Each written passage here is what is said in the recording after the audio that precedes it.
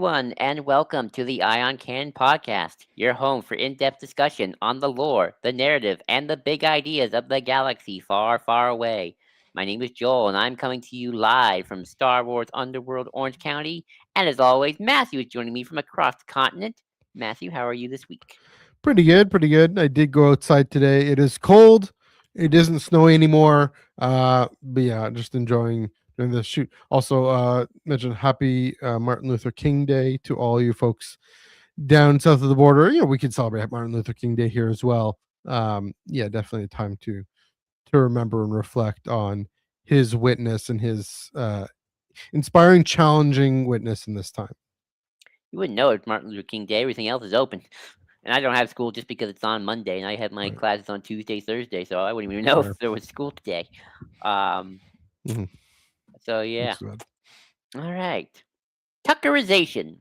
Naming a Star Wars character a modified version of a real person's name is fun and heartfelt way for creative to honor and thank those who have inspired them and support them.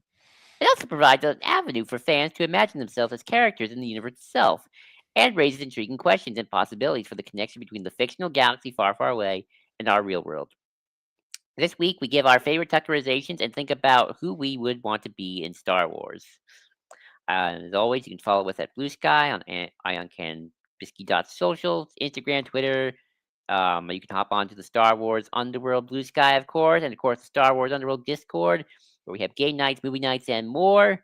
We just did, of course, a Mandalorian rewatch. We did episodes 3 and 4, and then this week we're going to do a game night. Nice. And Matthew, I'll toss it over to you to talk about Tractor Beam. So yeah, Tractor Beam Comics reviews this coming Wednesday. It's gonna be it's a weird time in Star Wars comics, but we're moving right along. We're gonna get caught up with Star Wars number 8 and 9. So it's this Wednesday on right here on the Underworld YouTube channel on sorry, blanking my own name here. My own podcast under 9 p.m. Eastern, 6 p.m. Pacific, and then yeah, over on audio. Check out the Tractor Beam Comics reviews. The Tractor Beam Blue Sky, and of course, if audio is more your speed, here we have we're on Spotify and Apple, and I'll throw that up once we're done. And yes, as mentioned, we got the Discord server, part of the Star Wars Underworld Podcast Network as well. So got to mention our memberships and our super chats. If you chat with us down below, we'll get to them when we can, but super chat will interrupt ourselves. So yeah, check that out and check out Tractor Beam this Wednesday, 9 p.m. Eastern, 6 p.m. Pacific. We're going to get caught up and then fully caught up because there's nothing after that for a while. So fun times. Fun times indeed. All right. Well, let's begin our week in Star Wars. And since I'm doing the intro, that means we'll start with you, Matthew. What are Yeah. you do? What's your week in Star Wars or Star Wars adjacent material? Yes. It's Star Wars adjacent for me. I have a bit of a resolution to go start reading more literary sci-fi. So not just the fun Star Wars stuff, which is good and can be really deep and have literary tropes and whatnot. I did have my decaf, I promise. But I've started reading Dune Messiah, of course, by Frank Herbert, which is the sequel to Dune. Getting myself ready for Doomsday, coming this December. Doomsday, and yeah, it's an interesting book. Looking at, of course, the influences that part of it is look at the influences that George Lucas brought into it, brought into Star Wars. This one, if there is a touch point with Star Wars, it is all about mythologies of the chosen one, of it's in the name Messiah, and how real world beliefs and religions can form around historical characters. Oh, sorry, even the weight of that promised future, then I mean characters look back, or for the weight of that promised future can laden down a character in the real world, and we saw that with Anakin. We see that more explicitly with Paul Atreides in this book, and it's very fascinating. Even just the little sort of brief interlude epigraphs, I guess, at the beginning of each chapter, showing how the myth of Paul Atreides was taken, the myth of Moody was taken in later years. So yeah, I mean the legend of Luke Skywalker is maybe another similarity there, but yeah, it's um yeah, I'm seeing. Yeah, I'm interested now that I think of it, seeing these touch points to Anakin's story more directly, but also just a fascinating reflection um on society and religions in their time and history itself, which we kind of get into a little bit later. But I'm gonna keep updating folks on how this whole literary sci-fi journey takes me, and because next up I gotta finish John Scalzi's Interdependency trilogy. Looking forward to that and a few others. So I've we, always been afraid to touch Doom because I'm just yeah, like I just feel like I mean I try reading Lord of the Rings and I don't even get to I never finish it. yeah, But it's like, I've always been like always kind of afraid to touch Doom because like mm, it's always heard it's like either it's a hard book to get into or it's like gotta be in the right mindset for it. And yeah, I'm maybe. have Yep. you read So, the yeah. original Dune, like the first Yeah, one? so I read the first one, but but a few years ago. And then it's Uh, like also I know like there's a bunch of Dune books and it's like how are they all canon? Where are they on the yeah. timeline? I know some aren't even written by the guy, they're written by Kevin J. Anderson and apparently they're Well, not that I mean, great. he died, so But yes. uh, his son wrote the his son and Kevin J. Anderson, for his son's name. Um, What thing's uh, Frank? No, it's not Frank Herbert, somebody. children. Brian Herbert Right.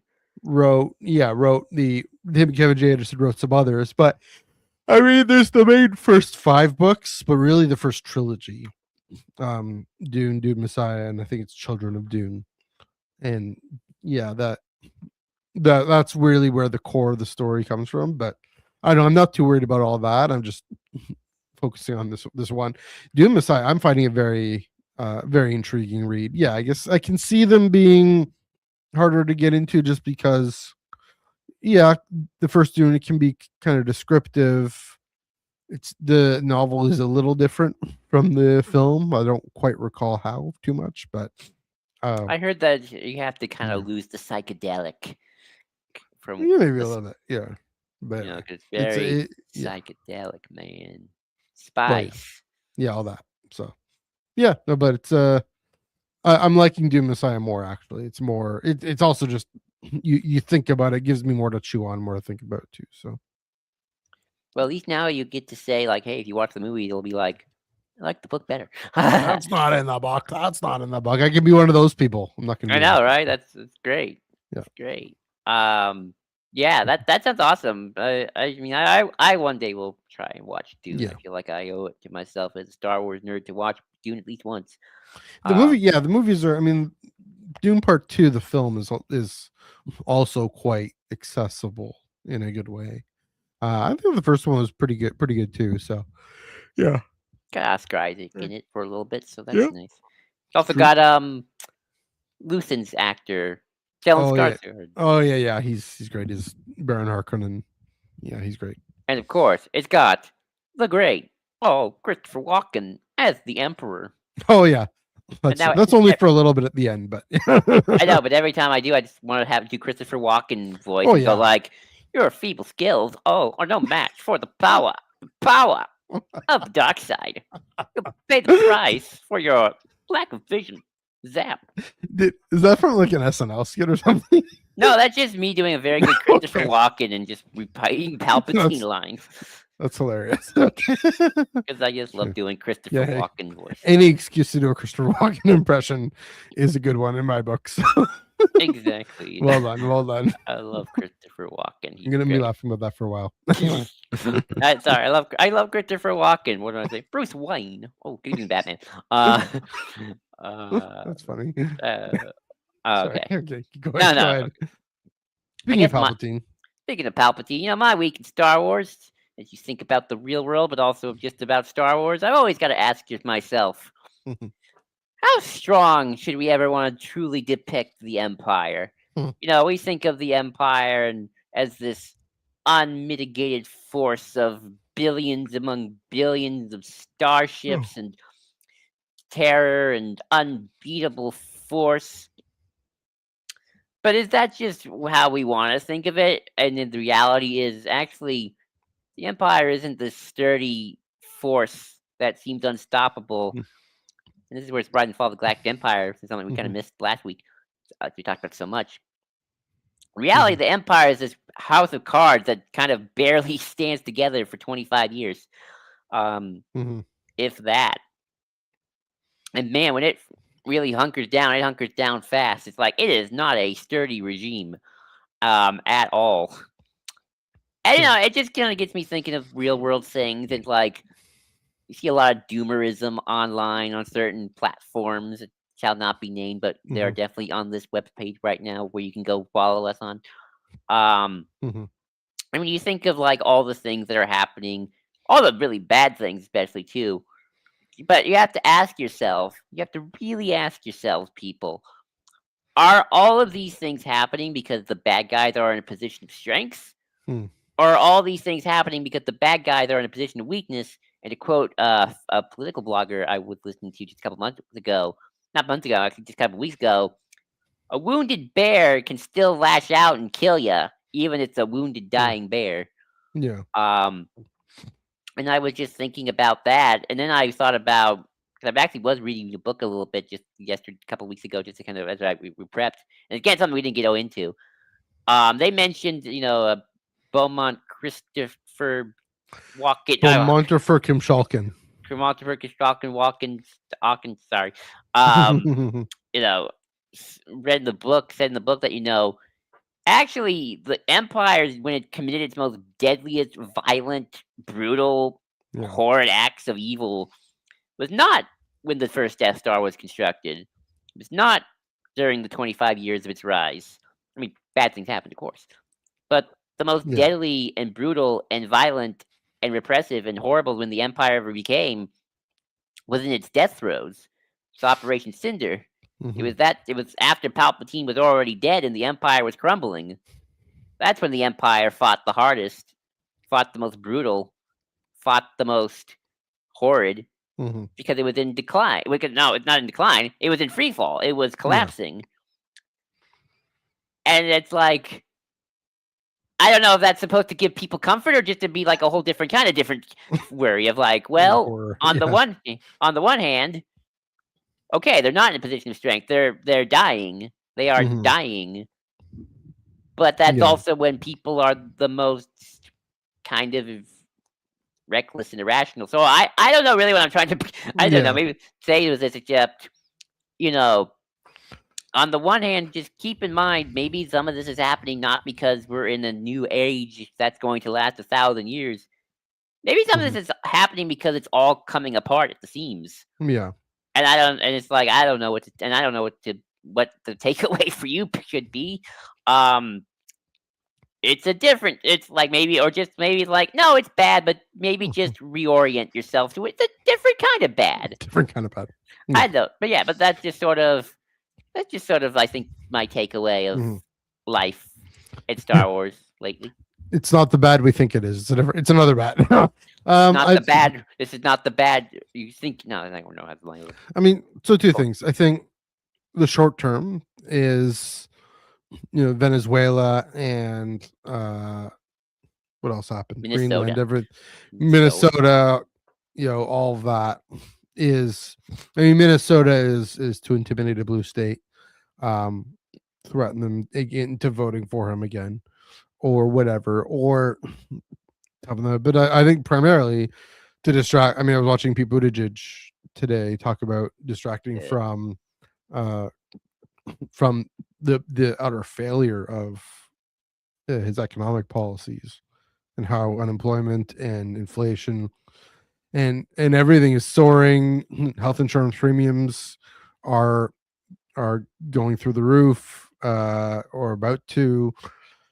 It's a complete failure from start to finish, and so he's saying, "Oh look, Venezuela. Oh look, Iran. Oh look, Minnesota. Oh look, Greenland. Oh look, NATO."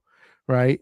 He's trying to distract, and deflect and say, "I'm gonna go do something else." Right? Notice how readily he signed that bill into law in November, December to release the files. So this is the other thing is the visual thing, and then of course the Epstein files, right?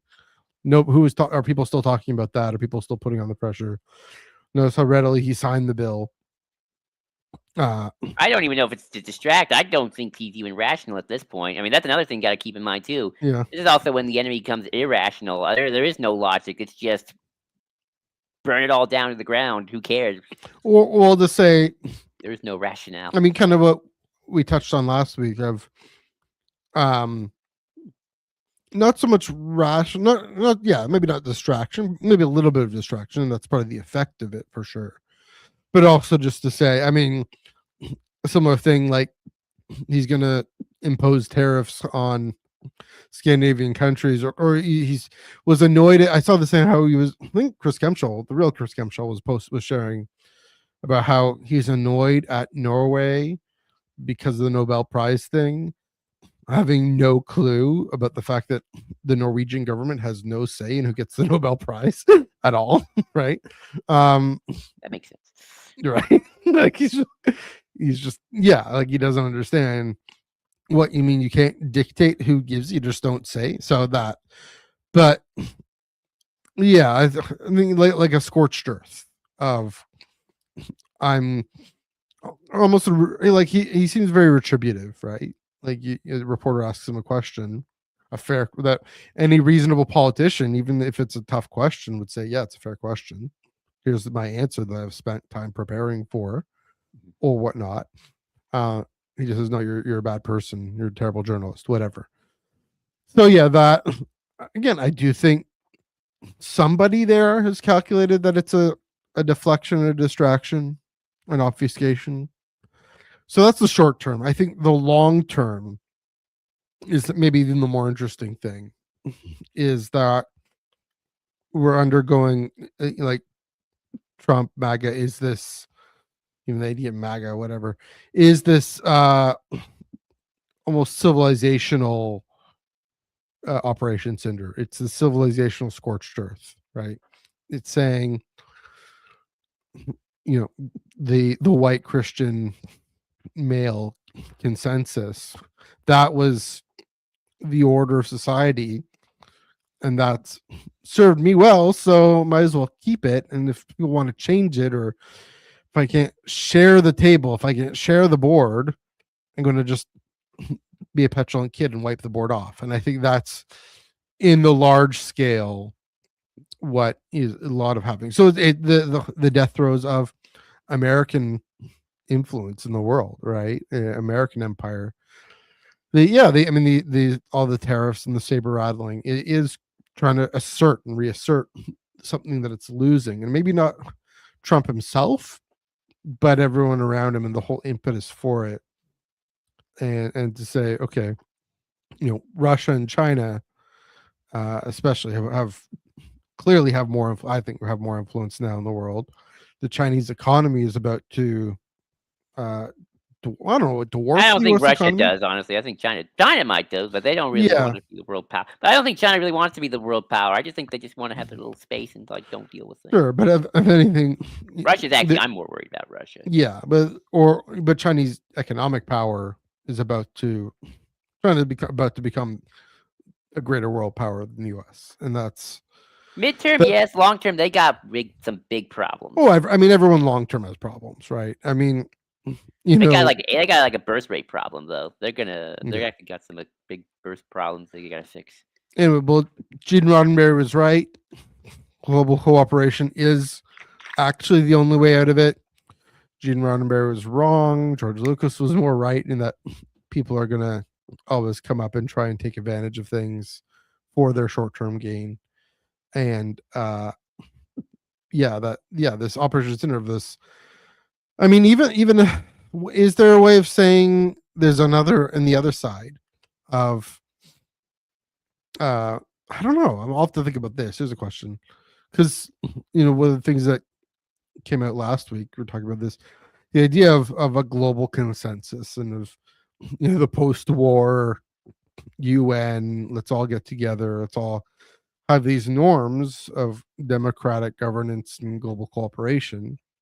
Uh, that's also fading away. We've also forgotten that history. To be fair, Is that there was an fading away operation? during the Bush administration. I would argue. Sure, but I mean, Bush and Trump are also just. like like 9/11 was really where everything, all of this changed, right? 9/11 was the start of Oh yeah. the end of American empire, right? And the end of this, yeah, both the global consensus, global cooperation. So is there an operation center there as well? Is that what polarization is? I don't know, but I do see what you're saying in that. Yeah, it's when things seem to be falling apart that we hunker down and we uh yeah. So I mean, that's, we do this in our personal lives too. Things, when we see things, relationships starting to break up, then we either dig in and make things worse, or we compromise or whatnot. Different, the metaphor doesn't quite work fully, but yeah, it's that is an apt description of the times we're in. I mean, The last throes of American empire is what, that's the thing, and that's the America they want to make great again, is the easy, comfortable, safe, well, the myth of this easy, comfortable, safe 1960s existence, which I'll wasn't, so yeah. I'll agree, but I'll also add more cynicism because that's always fun. Mhm, I think people are expecting the American Empire to be over in like 2 years.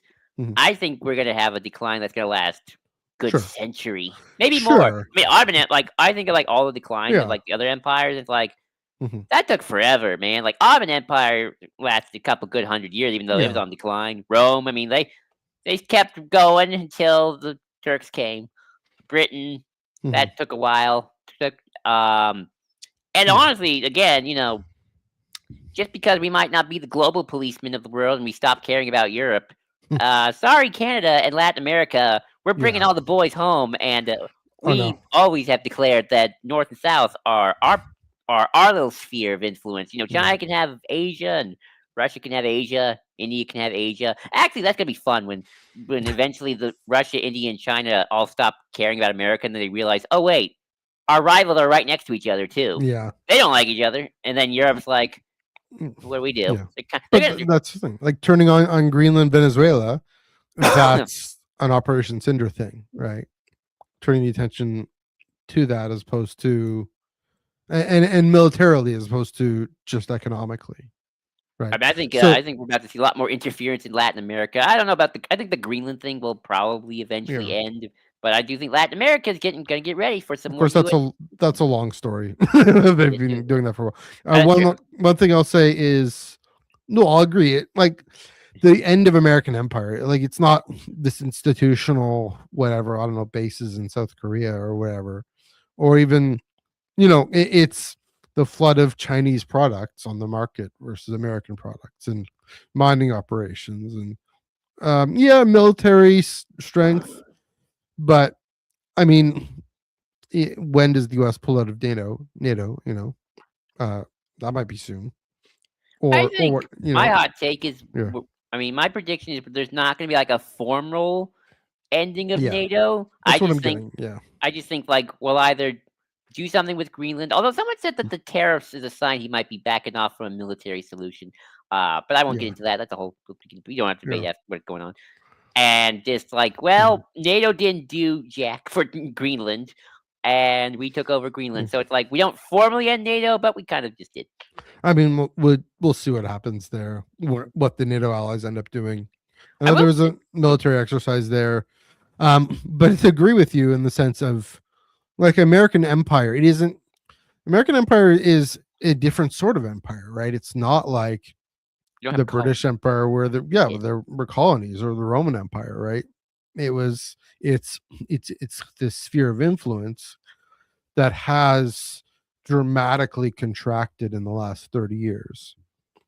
And that's the shock. Like 30 years is not a long time.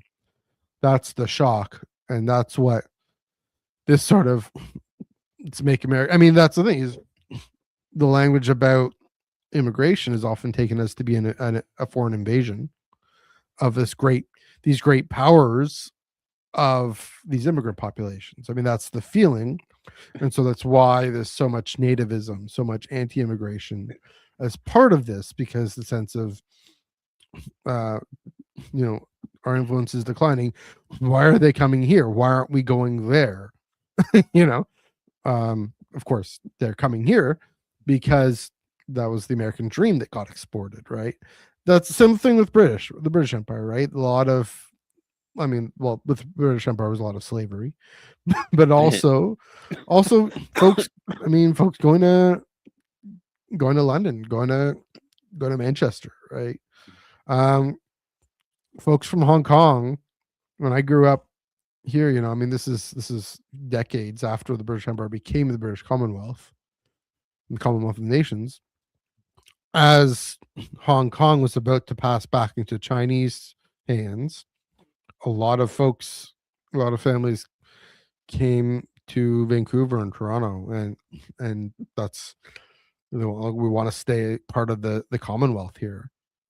Um, so yeah, it's that's an interesting thing, is this fear and the scorched earth Operation Cinder that led to the scorched earth Operation Cinder doesn't grasp that migration inflows are directly caused by empire. So However, the yeah, good thing is, and this yeah, might be the good or bad part, is mhm, that, well, yes, now MAGA or Trump land or whatever you want to call it is now kind of now just its core supporters, which is scary in the sense that those are the ones who true, normally go right and die. true, These are good signs that a good chunk of the majority of the country's sick of it. yeah. Like Trump had like a 30% approval rating, so Which again is why, again, Venezuela and Greenland and Minnesota. it ain't Right. working. It's not, doesn't seem to be working. I hope not. Right. I hope not. But Maybe you in know, his base, but for the rest of the yeah, country, it's like they don't give a shit. like he knows that come November he's toast. Come Yeah. November 2028, he or whoever, if he's able to let another Republican be nominated, as toast. And But then, although who knows, maybe we get 4 to 8 years, and then who knows, maybe they'll first order it, and then we're back to square one. So yeah, you who- never know. you never know. Yeah. Or Yeah. that was that Grand Puchal thing, the Puchal beer thing. No, that would be like before Hitler took over. So Yeah. What here's the scary thought. What? What if all of this is the Puchal? And then And the then, real thing is who knows. I don't want that to be the case.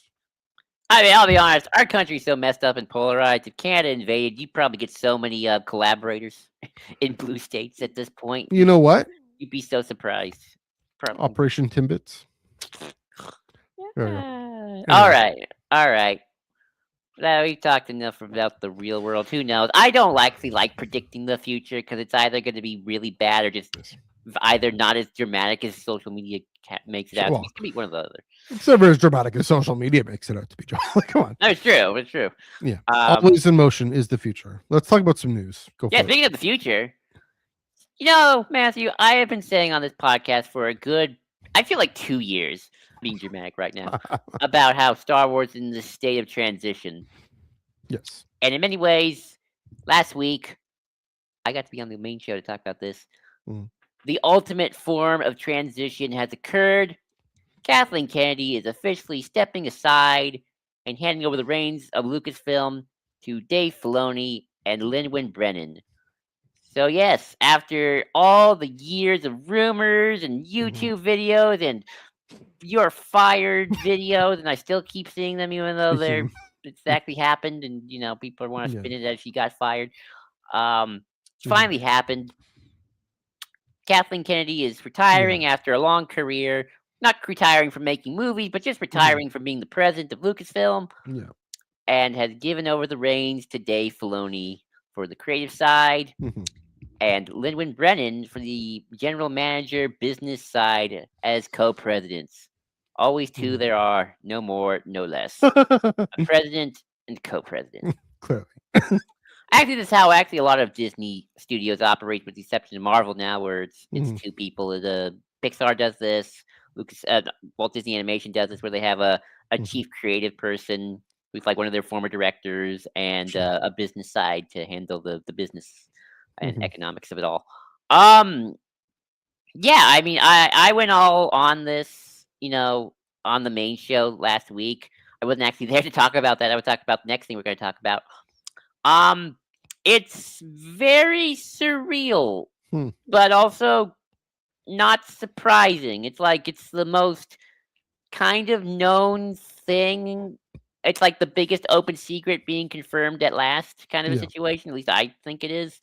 I mean, I feel like if you're like me and you kind of read the tea leaves, you kind of saw this coming since Filoni got made chief creative officer at the very least, Yeah. back in 2023. And it's kind of surreal. Like after all the years of this is happening, the rumors it's happening, is not happening. Blah, blah, blah. Like okay, finally happened. You know, and it's interesting. I mean, I don't think much will change Mhm. that much, at least in the midterm. We still got 2 movies to go, and Dave hasn't announced really what his next film he's going to greenlight is. Kathleen Kennedy did an interview where he's like a bunch of things are in projects right now. Mhm. Um, you know, I know, although a couple of things kind of sprung to mind. I'll kind of go them one by one. I said this before, and I'll say it again. I think we as fans really owe Kathleen Kennedy the gratitude. Of course, just all the great years Yes. of service, but also giving Dave this position because True. George didn't give it to Dave when he retired, right? We always kind of make David out to be George's successor and Mhm. heir, but George didn't give it to Dave. He gave it to Kathleen Kennedy, and Kathleen Kennedy at the beginning of 2012 had every right, if she really wanted to let Dave go. Like we're ending the Clone Wars, so thank Mhm. you, Dave, for your services. Go out and go make other things. And that would have been that. But she didn't. She kept him around. She elevated him to live action. She elevated him to now this chief creative position, now co-president. So Mhm. if anything, we owe Kathleen Kennedy Dave's elevation in Lucasfilm even more than George in some ways. That's my first thought. My Yeah. my second thought is, we've talked about how Star Wars has felt very in transition for a while. And I kind of wonder if this has been a big reason why. Now, I'm not going to start speculating necessarily of like Kathleen Kennedy's the reason why there hasn't been any comic announcements. I think that's just Marvel having a No. crisis of Has of nothing its to own do. Yeah. problems. Yeah. But if there is a correlation at all, Mm. I do think that, I don't think Kathleen Kennedy necessarily wants to start greenlighting 20 different projects that Dave just gets stuck with because it's like, hey, wait a minute. I'm the Right. president, but I have to wait 5 years before I can actually greenlight a project I want to do. Mhm. So, I do think there's always been a little bit of a placeholding kind of a holding pattern with Lucasfilm for maybe the last year, a little bit of maybe two. I mean, I don't know when she officially decided I'm going to retire. Mhm. But, I definitely think she probably didn't wanna necessarily she wanted to definitely give, some breathing room, but obviously I don't think she wanted to necessarily, like, hardcore her stamp on, like, a major, major initiative, um, that Dave kinda gets stuck with. Not that I Mhm. think she would've been, like, upset, but sort of like, it'd be like if I, like, start this big initiative and then it's like, "Okay, Matthew, I'm gonna retire. Here you go. You're gonna deal with it now. Yeah. Goodbye. Goodbye." No, it makes sense. Yeah. Um, so I think maybe that's why Lucasfilm kind of felt a little like on pause, even though there's still stuff happening. I mean, they're obviously not twiddling their thumbs all day. Mhm. Because it's like, hey, I'm about to retire, and I want Dave to be, as president, to be the one to make the final decisions about what comes next. Mhm. I set up, just a few things, obviously, but because obviously we need something for 2026 and 2027. But now it's up to you, Dave. Good luck. And Linwin, of course, we should not forget Linwin Brennan, and she's gonna be valuable to the business side of things, of course. Um, Mhm. and yeah, who knows? And then there's a court, and if that rumor is, and if the Kathleen Kennedy thing happened, then that's a real good chance that the other big rumor, which Snyder is and the Puck News have also been bringing up, is that yeah, it looks like also soon Bob Iger's gonna leave, and that's gonna Mhm. change the dynamic because right now Dave is the young whippersnapper, and Bob Iger's of course the most powerful man in Hollywood. Compared to Mhm. Kathleen Kennedy, who is like they're both kind of on equal. I mean, they're same age more or less. Right. So, I think we're also going to see a dynamic change if the new guy or gal, I think it's a guy, I think it's that Josh DeMario guy from the parks who's also Mhm. around Dave's age, take over, and then sort of like, okay, they're kind of like, okay, well, now the Disney CEO and the president of Lucasfilm are kind of now equals in experience at the very least. So, I don't think there's going to be a too much of a power slant compared to if like if Filoni was the youngin and the master of Iger is still there, and is the elder emperor of Hollywood type. Yeah. So yeah, those are kind of all my thoughts, and obviously, I think you and I probably are gonna agree. Like, yeah, of course it should be Dave. It's great. He's the Mhm. guy. Yada yada. But I think that's kind of par for the course at this Yeah. point. So um, those are my takeaways. I'm surprised. What were you thinking when you heard this news? Yeah. Was it surreal? Was it wow? Was it, oh yeah, of course, duh. Yeah. It was the, oh yeah, of course. Like you said, it's being the worst kept secret for a while. Really pleasantly surprised about Linwin Brennan. I mean, the arrangement itself makes so much sense, right? Because that's what we knew. We knew Filoni. I'm sure he has a sense of the business side of things, but that's not his Mhm, expertise. Seeing a mhm. lot of folks mention how Brennan, she's been around since 1999. Like she was She ran also one. LILM apparently, so. Yeah, so in when the Phantom Menace was starting to, well, I guess just as the Phantom Menace was being released, but still on the ground floor there in the prequels, Mhm, and come all the way up, all the way through, up through. mhm, So very strong institutional memory. All three of these people. This may be something you can get into next week potentially. mhm. All three of these people have the apostolic blessing of George Lucas, right? That Right. you know, um, we know about Filoni, we know about Kennedy. Clearly, I mean, at least Brennan, she was in the organization, Mhm. and of course with the prequels, I mean, George was going over to Ireland like every day just to because Yeah. a big With part his of it, yellow highlighter of his yellow doom. highlighter, a big part of it was the innovation that they were able to push. So that's a similar thing is um Filoni. What excites me with Filoni is he'll be in there advocating for the big swings. Mhm. And not that Kathleen, not that Kennedy didn't. I'm sure she did.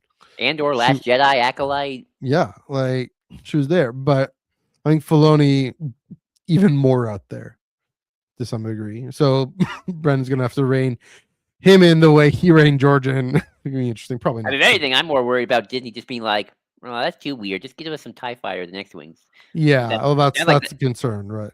But you Right. gotta put the pressure on.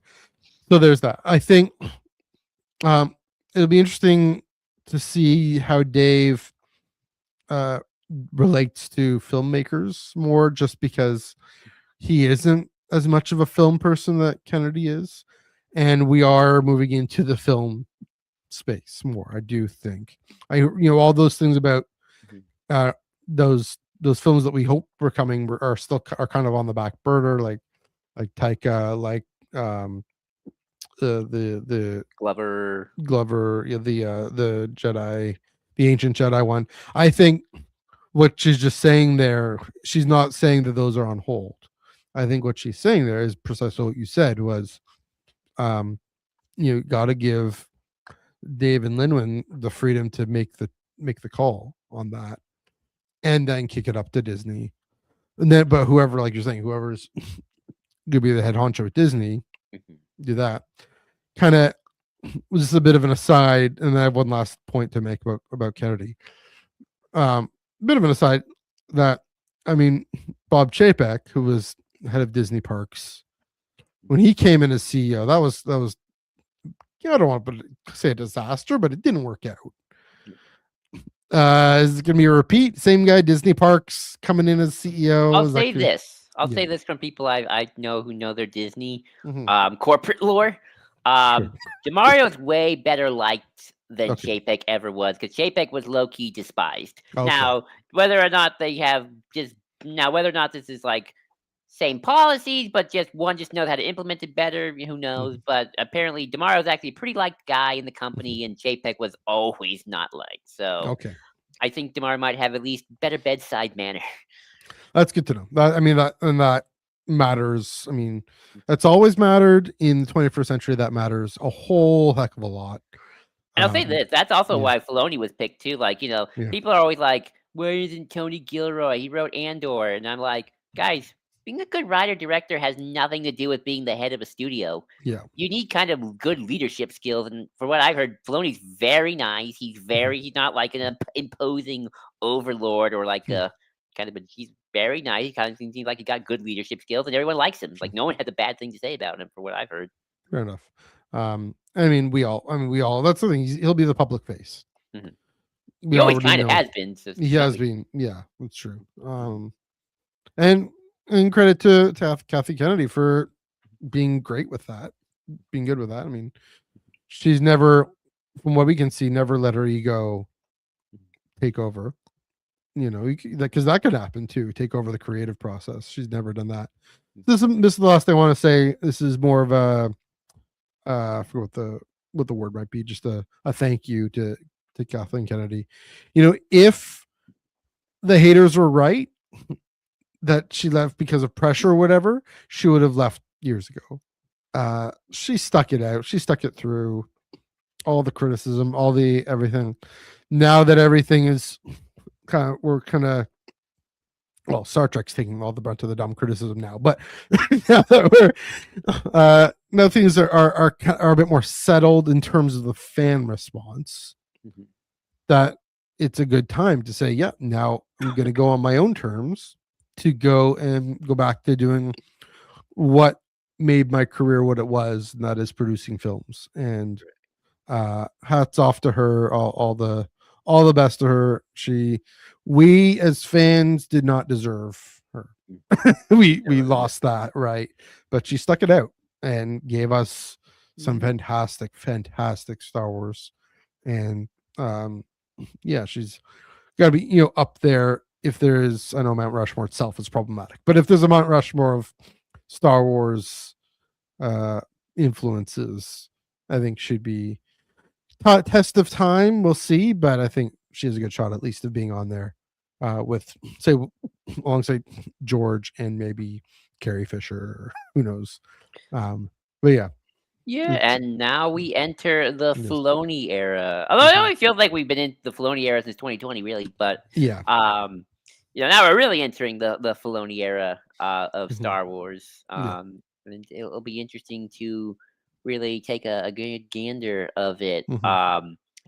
I'm sure he was there making the decisions of like with Mando and Grogu and Starfighter. Yeah.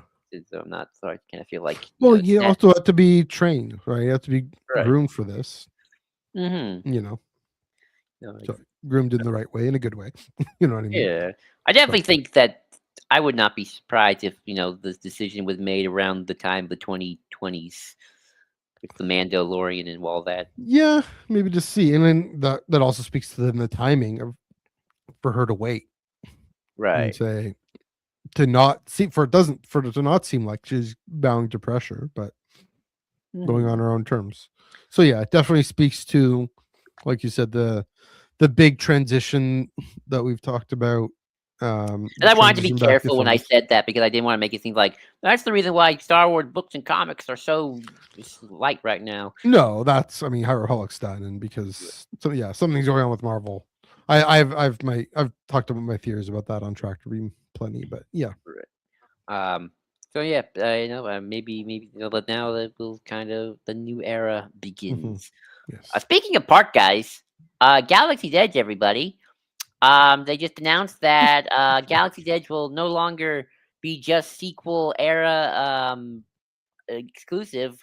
That the original trilogy cast is coming to Galaxy's Edge as well. Hmm. Although that's kind of been low key kind of happening for a while because we've already have a lot of the Mandoverse Yeah. characters. But we have Din, we have I think Hera's there. Oh, is she? I know Ahsoka's there. Yeah, Ahsoka is there. I forget. I forget. If, I know Ahsoka's there. I want to say Hera's Chewie's there. You could pretend. No, I'm just kidding. there. And just so you know, this is not getting rid of the sequel trilogy characters. Now, the just sequel trilogy characters will be Mhm. in the Resistance base area, along with Rise of the Resistance, Mhm. and the main city area of Batu will be now in the original trilogy timeline. Yeah. After New Hope, before Empire Strikes Back. So Vader, stormtroopers will be there, as well as Luke, Han, and Leia. Mhm. So go check that out starting in April. So excitement. Yeah. Yeah, I said this. I was on. This is the real reason why I was on the podcast on the main Mhm. show that Yeah. week. Sorry, a little side tangent. It was funny. I think we talked about this on air, but it was still funny anyway. I don't think Chris will mind if I say this. It's like where he was talking about like doing his podcast. And he's like, Mhm. we're going to talk about the Kathleen Kennedy thing, but we won't give too much to it because it was just a rumor. And then it's like, and then the day after, Yeah. it happened. So it's like, Yeah, oh, that now he happens. has to make that the whole show. But Mhm. and we talked about this on Tractor Bean, so we won't go into too much. Like, yeah, it was kind of inevitable.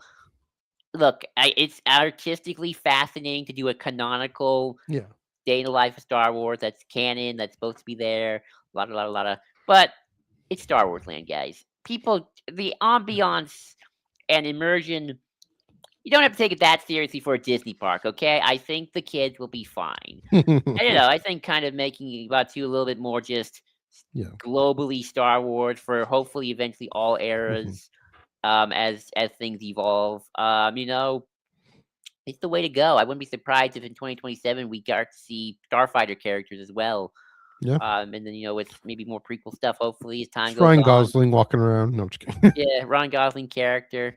Yeah. Um, you know, Ryan Gosling himself walking around the park. hey, you might, um, Yeah. and all that good stuff. And it's fine, guys. There's still gonna be sequel trilogy characters. I know some people got really upset because it's like, are you erasing the sequel trilogy? It's like, no, Mhm. I don't think so. I mean, he's still gonna be there. And Rise of Resistance is still Yeah. staying the same. So it's fine, guys. It's fine. It's Star Wars land. The kiddies will be fine. Mhm. It's all good. I want to visit in April. Oh, The kids in me will be fine. The kid in me will be fine. The adults will be fine. It's yeah. Again, we talked about this on Tractor Beam. Uh, Also to say the thing to add then, Rise of the Resistance and that whole resistance base. That's such a cool area. I Of know. course, they're not going to change that. That's fine. One thing to note: this is just a Disneyland for now. That not at Disney World yet, but I think that's a matter of time. Yeah, and yeah, I'm hoping to go not the same next April. It's part of Pacific Coast Party, but we'll see. We'll see. Um, but yeah, I don't know what else to add. Just I mean, the immersion can still be there. Looking forward to. I mean, well, again, we talked about having other eras. Why not just have original trilogy? I know why they have original trilogy. Gotta find some way to get the prequels in there. Come on, get the Clone Wars in there. I think that at least because there's the Falcon. That's got to be kind of original trilogy. Um, Maybe they should just add another section. Just start building a whole section for the prequel era. yeah. Oh, So, they're building that Avatar land instead. So, um, are we building yeah, Avatar Land at Disneyland? I didn't know that. yeah, they're building kind of an Avatar thing Oh, in the next few years. But um, yeah, there's the town and like the little the laneway with the shops. I mean, that's just generic whatever. There's a Doug mhm. that owns the toy shop. There's or Toydarian, I'm calling him Doug or whatever. Toydarian owns a toy shop. That's obvious. And lots of lightsabers and Doc Ondars. So I don't know. There's ways to do it, I think. There's ways to do it. Even the Jedi lightsaber thing. So yeah, I'm happy with this. I'm good with this. I'm glad I'll be there hopefully in a year after all this rolls out. And then, of course, on Wednesday there is comic book news. We touched on it last Wednesday. I guess Thursday, more news about that came out with Ethan Sachs writing the tie-in comic. So Chris and I will pick that up again on Wednesday. But yeah, stay tuned for that. Awesome. All Okay. right. I think we got all the news. Mhm. Shall we? Matthew, I'm going to toss it over to Yeah. you. Tuckerization. Let's tucker. Yes. Talking Let's tucker. Tucker. I'm so tuckered out. I What's know. a name? So this is meant to be a fun topic. This is a bit different than our usual Eye on Canon fare, talking about interstellar politics, galactic politics, and global politics, or whatever, and religion, and who knows what. It's still spinning off of our discussion last week on the rise and fall of the Galactic Empire, uh, in which a few folks get tuckerized in there, and it's this fun thing. So, mention off the top, um, what it is. It's like kind of this fun little bit. I don't know how long this is going to go. We're going to maybe not go as long. Well, you never know. It's us. We probably will. So, what is Tuckerization? And this is straight from the Wikipedia article, not the Wikipedia article. The Wikipedia article that gets copy and pasted into the Wikipedia article. That's fine. Tuckerization or Tuckerism refers to the act of using a person's name for a fictional entity in a story. This is as an in joke. And I don't know if it's so much of an in joke, but we'll keep going there. The term is derived from Wilson Tucker, a pioneer American sci-fi writer and editor who made a practice of using his friends' names for minor characters in his stories. So a lot of gloop shittos, but not just that. Tuckerization is generally a wink and nod homages, characters with suspiciously similar names or features. Here's an interesting point. It should not be confused with the direct inclusion of real people in fiction, a form of story that is usually called biographical fiction when it is the main focus. So there's that clear distinction there. We'll get into that. We'll get back to that in a minute. But the Wikipedia article lists lots of sci-fi examples. Isaac Asimov, Philip K. Dick, Larry Niven. Speaking of literary sci-fi, there we go. All three of those are or will be on my reading list there. And we're talking about tonight because it is all over Star Wars. There's 50 characters listed on the Wook article. They got to be hundreds in Canon and Legends, and we'll list a small fraction of them in a bit. Got to be hundreds. Number of locations, ships, but mostly characters.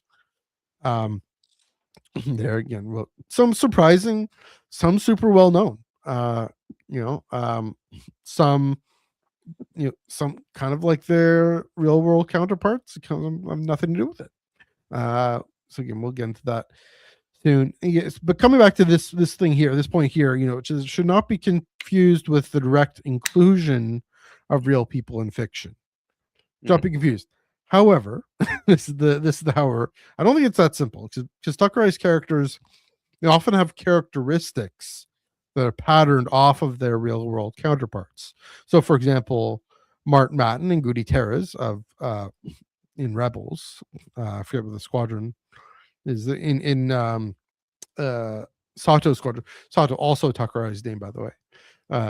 In Rebels, they intentionally look like Matt Martin and Andy Gutierrez. They're just different. I mean, Gutierrez is just a different species, but look like younger versions of them. But yeah, definitely they're Martin Matten and Gutierrez. The names you can tell. So there's the question. I forgot about Matt. Shoot. Yeah. What's it? Mark Matten. Mark Matten from Rebels. Yeah. So I guess my name should be Mart also, but it's not. It's a different one. Yeah, should they look, and I yes, maybe they say maybe some personal characteristics derived there anyway. So this raises some questions, as mentioned off the top, some serious Ion Canon type of questions here. What does this say about the creative process of making Star Wars? What does it say about the relationship between Star Wars and the real world? And I have a few thoughts to go on that, to answer that. First of all, it says it's a process that that people go through and they think through things, and it's a process that is not done in isolation, right? Brad Rao, who's Tuckerized as Fen Rao, by the way, alongside someone else, and then making Rebels, Henry Gilroy and them. I mean, Matt Martin's part of the story group. Andy Gutierrez was doing Rebels Recon. All these folks, so many folks, just Tuckerization as a whole, involved in making Star Wars as an organization. We talked about the changeover in Lucasfilm, and there are people who we want to say, hey, thank you for having your role and your influence here. Let's have some fun with this and put your name in or whatnot. It also reminds us, oddly enough, it doesn't take me out of it. It is this fun little silly thing, It doesn't take me out of it. Um, it says, but it does say that Star Wars is fiction, and that there's this real world that it has to pertain to, in these serious ways, but also in these fun, silly ways. Which Mm, is another reminder that Star Wars isn't always meant to be so serious, guys. Um, there can be these silly little aspects of it that maybe point to more serious things, which we'll get to in some of the examples. But uh, yeah, that it is this fantastical, sometimes goofy, sometimes out there. The names themselves to our ears are kind of weird because they're like are the real names that we know, but they're not. Like Mart Matten. Do you know anyone named Mart or Goody? Um, right. of course, that's just her last name. A few others like that. So it reminds us just different aspects of that. Kind of what I was saying last week about uh, Star Wars isn't trying to be serious history so much as a hopeful, aspirational story. It can have these moments of play in it too, including another surprising tuckerization we'll get to later. There's a tease for you. The most playful moment in Star Wars, I think, involving a song. Uh, so yeah, that part of what I think of it. But first off, Joel, I'll throw it to you. The idea of tuckerization, um, you know, the fact that it's so common, it happens so much. What do you make of it? What do you make of just this phenomenon in Star Wars? I've said for years Star Wars is just Dungeons and Dragons, but with money. And this just makes me more confident in Yeah. my belief in that. Because the whole point of Dungeons and Dragons is you make yourself a character in your fantasy world that you make up with your friends, and then you sometimes name other non-playable characters. Either based off your other Yeah. friends or people you know, or based off of people you know, and then it just becomes a great fun story. Mhm. Or something just fictional characters as well. Um, and I just see it just as a process of that. People know people, and like, hey, I get to make this star. I get to play in the Star Wars sandbox, and obviously tell a fun or serious story. But I also kind of want to be like, hey, here's some random characters in the universe that aren't Mhm. just Luke and Leia. What do you name for them? Hey, what if I just name them after my dog or my best friend and give them like a Yeah. Star Warsy name? Mhm. You know, stuff like that, and it's like, "Oh, yeah, of course," it's all fun and good. Mhm. It's not like you're naming them necessarily after the actual person. Like, it's not like I would ever like, it's not a Star Wars character name. Well, I guess there is. It's named Ben Solo and Ben Kenobi, but, Yeah. so I guess if I wanted to shout out to Ben Hart or somebody, it's like, "Well, I can't use Ben."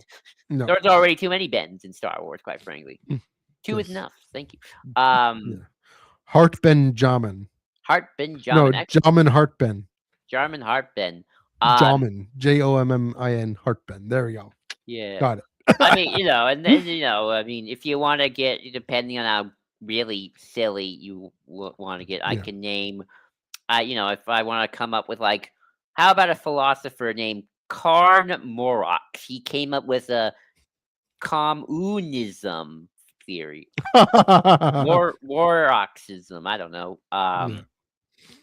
Yeah. It's Mhm. something like that. If you want to get really ridiculous with it, Yeah. um, you know. Mhm. you know. So, it's honestly not surprising, especially Yeah. with a vast sandbox world like Star Wars where a lot of the time it's just people making things with their buddies. It's like, oh cool, I get to have my own Mhm. little adventure for Star Wars for a day or a trilogy, depending on what you do. It's like I get to name all my friends. And obviously, that's not always the main priority of a lot of these writers, of course not. Mhm. But it's like when they're not thinking of the deep, serious thematic thing of their story. It's like, you know what? Let's name the droid after my dog, right? Right. Right, or your cat, right? Mhm. Um, so uh, Mhm. I'm not surprised this happens. Quite frankly, I think this is the most natural thing ever. Yeah, and I mean, it really goes to show, coming back to the point about the communal nature of this. I wonder if we tend to romanticize creativity and say, I think we do. I think we well, over yeah. romanticize and kind of overhype art sometimes. Well, what I mean there is we envision the creative genius alone, usually in his room, but alone in their room, dreaming up these worlds. And in some cases, it's true. George Lucas would be the first to tell you that's not how it happened for me. I'm making a museum Mhm. to show you all my influences so you can go back, which Joel, I hope you're able to visit that this year. Um, Too. to show you all my influences, and I'm reading Dune Messiah because in part because of that. To say, um, you know, we all have to derive uh, the things we create. We all have to derive the ideas from other things that are created. So there's this lineage of things that are created from things that are created from things that are created. It's uh, not to say things aren't necessarily original.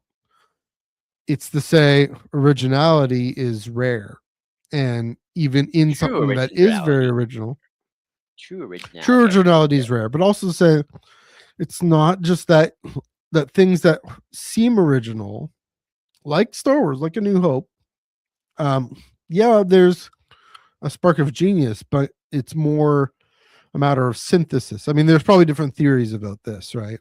About Mhm. creativity and originality. Um, it takes a genius like George Lucas to give us this story, but taking all the influences that he got and Marsh's input into the script, and you know, uh, ultimately even the thing with Mortis, Dave. I mentioned Dave reining him in, when he was trying to do even crazier things, wilder things. One of the things that I I hope with uh Disney is that they're able to reward the creative swings. But maybe wonder if the thing about these creative swings is that we that appeal to us is because we can see how they creatively remixed something that we already know and giving us a reference for it. I mean, that's the thing with The Last Jedi is a great example of this, of uh, or the what why I contrast JJ's films with Ryan's film. The Last Jedi is still referring to Star Wars. It's just referring to it uh, in a critical way, whereas I find JJ to be less critical. There's still some, critical in the sense of examining it, but also questioning and wondering: is this really what this is about and the way we receive it? To Yeah, be fair, I don't think that was the point about Force Awakens. I think the Force Awakens no, be like, "We're that's back, true. baby." Yeah, that's true. But there's still opportunity to say something more, especially with Rise of Skywalker. But I will say, yeah, that says everyone has influences, and Tuckerization is a fun, especially when we're talking about, uh, it's not just friends; it's politicians and philosophers through history. Um, that yeah, that we uh, can either are referring to or critiquing or paying homage to or whatnot. So yeah, it really speaks to the fact that originality creativity is more about remixing than it is about, I don't know. I mean, people might even ask, is it possible to create something ex nihilo from nothing, is there such thing as pure newness in that way? I don't If it know. is, it's hard. I can't think of anything off the top of my head, Yeah. and I'm like, well, everything I like is kind of based off of something else, and it's like, Mhm. well, I mean, I get the Yeah. thing that I mean, guess well, somebody had to create something, so the original spark of Yeah. something. But even then, it's like, how far does that go, and do we even have the record for some of this stuff? True. Right? It's like ancient civilization, Mhm. ancient civilization, like the Odyssey and stuff like the Greek Yeah. plays and whatnot. So there's Yeah. that. Um, you know, I was thinking about this, and this is where we can maybe get a little more serious just for a hot Yeah. second. We've kind of have for a little bit, but go for it. Um, I always kind of wonder, talk about philosophies. Mhm. I've always kind of wondered, and I don't know if this is part of the discussion or me kind of accidentally going in a different direction. It's I've fine. always Go found for it weird, not weird, but always always interesting that, when I read like the visual dictionary and stuff like that, they have legit said in Mhm, those visual dictionaries, the empire, it is a fascist regime, right? mhm, They say they use that word, the actual word. mhm. And, well, I'm not going to disagree with that, of course. I do have Yeah. to ask myself, but does the word fascism actually exist in Star Wars? Mhm, The word fascist derives from the Italian word. yeah. I don't know Italian word at the top of my head, but definitely some Mussolini coined it. Fascisto. Mhm. Fascist. Fasci.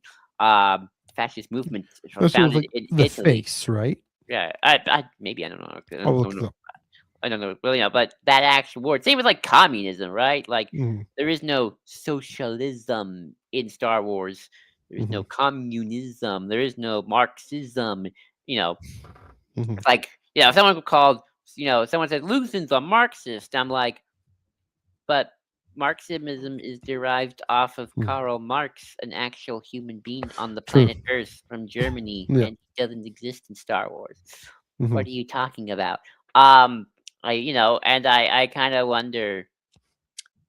I'm not sure where this is going. I'm so sorry, but this is Yeah. just something you kind of spurt in my head of like, as we kind of put real world Mhm, people and real world things into the world of Star Wars. It's like, mhm. well, do we just want to use that word and just go with the, well, we're reading a translation, you see. So when we read True. this, it's actually we're trying to translate this word. It's like, well, this is the closest thing. So fascism, Yeah. communism.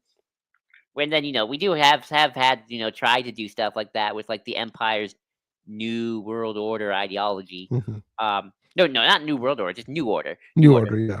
There's no one Many word. worlds. Many words. New Order ideology Yeah. is sort of basically just trying to insert an ideology into Mhm, Star Wars, and mhm. yeah, it's yeah, it I that's where I kind of wonder if like that goes too far. I mean, Mm. I don't, obviously I don't want to necessarily say don't call the Empire fascist because they're not fascist and blah blah blah. You get some of those Mm. defenders and it's like, Yeah. well, but at the same time, it's like, but my kind of weird little brain sometimes likes to go, but these words are so are built into Earth's actual history, Yeah. and Star Wars doesn't have that history. It has its own history. Hmm. Should we be using those words? Um, and I guess maybe I'm turning this into a grammar versus tuckerization, but I Sure. feel like there's a little bit of of that when we're sort of like, well, I don't want to just say Mhm. my friend Matthew Neugebauer exists in Star Wars, and he's called Matthew Neugebauer in Star Wars. Right? I want to give him a silly name, Yes. and I do kind of wonder if like Yeah. that's the same with like other words as well, where it's like, Yeah. do we want people to say Dank Ferric, Emperor's Black Bones, Sis Spit, or do we want them to give the middle finger and say, beep you or bleep or see you in hell as Han Yeah. did. Yeah. So it's one of those interesting things of like tuckerizations of not just people, but also of Of words. words Yeah. as well. I guess if that's what I'm trying to say. Marva Andor. Yeah, She didn't say fight the Empire. Um. I like fight better, by the way. Yeah. Uh. Well. Again, I mean, here's the thing. You said something interesting. These words come from fascism, Marxism, etc. Come from real world histories, and that Star Wars doesn't have Our that history. history. There's a different history. But that's the thing is from a certain point of view, it doesn't. It's a part of our history because it's in the real world definition of Star Wars is that it's a cultural artifact. It's a film and TV and book and comic whatever franchise. Hmm. And so one of the things Tuckerization does, it kind of situates it as oddly enough as a way of taking it seriously, right? To Hmm. say this is a serious real world uh cultural artifact, part of our North American, Western European, but increasingly global culture. I mean, that's the visions situates it in Japanese and other cultures Mhm, as well. mhm. It's also, I mean, uh, sorry, I'm blanking on her name. Lynwen Brennan, she's Welsh. So it's kind of Welsh British culture as well. She's a she's a commander of the British Empire. There we go. Kind of like the Order of Canada, like the medal, whatever. I guess the US doesn't have the similar kind of the Congressional Yeah, we Medal got of the Medal of Freedom, Honor. We got the Medal Medal of of Honor. Honor, Medal of Freedom, all that Skip similar kind the of thing. military, but that's Um, yeah, fair enough. But yeah, it does have our history, and it is. I mean, at its best, it is saying something about our real world. I mean, that's what we do week in, week out on this podcast is talk about that connection. So yeah, I think just a reminder of that, and a reminder that it's just part of our cultural conversation, and it's an important part because I mean it's been one of the most prominent franchises in mm, entertainment. mhm. But entertainment itself, film itself, is so much money and so much high profile. I mean, video games, crying out loud, such a Yeah. themselves. I So I guess I guess my point is if, yeah, like, Star Wars fought a dictatorship in the movie, and the dictator says, "I believe yeah, in National Socialism," I'd be like, "That'd take me out. That would legit probably yeah, take me out. Like, yeah. why are you using You that want to, exact yeah. word?" But I mean, Make up something. You can base it off of that, but it's like, don't mhm, call it that actually. yeah, It's like, that word has an actual meaning to it. yeah.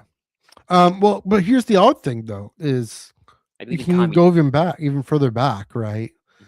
The word dictator, the word senate, those are Roman words, right? Those are That's from the true. Roman Empire, That's true. I They're mean, that's Latin. true. Chancellor. I mean, hell, chancellor. They don't.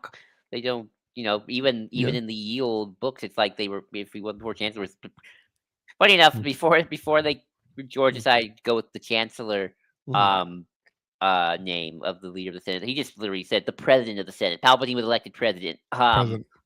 Ba-da-da-da. Well, I mean, why George changed it, I don't know. Maybe he thought chancellor was just a more fancy title. I don't, yeah, or maybe it he just it wanted is like more elevated. There's more of this almost like more aristocratic sense to that. maybe he just Um, wanted like a German connection. It's like chancellor. It's yeah, that too. I mean, Queen sometimes it's Amidala. chief of state. Yeah, that's true. Yes. It is weird how Yeah. with certain words, we're turning this into words. I'm Well, we'll sorry. get back to Tuckerization in a second. Keep going though. It's funny with words how like some words we're okay with, and then other words it's like, oh, maybe we Mhm. should. I don't know. Like I don't know how I feel Yeah. about that one. Anyway, but Maybe yeah, because dictator and I mean, we're 20 centuries removed from Julius Caesar, right? that's true. I mean, the words I'm using are either a Yeah. century old or less. So, Yeah, exactly. So that but might be part anyway, of it. but yeah, So, back to yeah. Tuckerization, So, speaking of the Senate, the Senate. there's some interesting, and not just the Senate, but politicians. So I got a few. There's a whole list of them. Some you knew. I don't know. We're just gonna things you're surprised by or not. So a bunch of politicians, some other public figures here. One ancient philosopher. In this one, are you gonna throw some more? Uh, yeah. So yeah, that's fine. Playing with the notes there. So first off, Senator Greb Leaps. You guys all know this one. He's the ET Go Home guy, named of course that's Spielberg backwards, of course, the director of ET. I didn't know that. That's cool. You didn't know that? Okay, fair enough.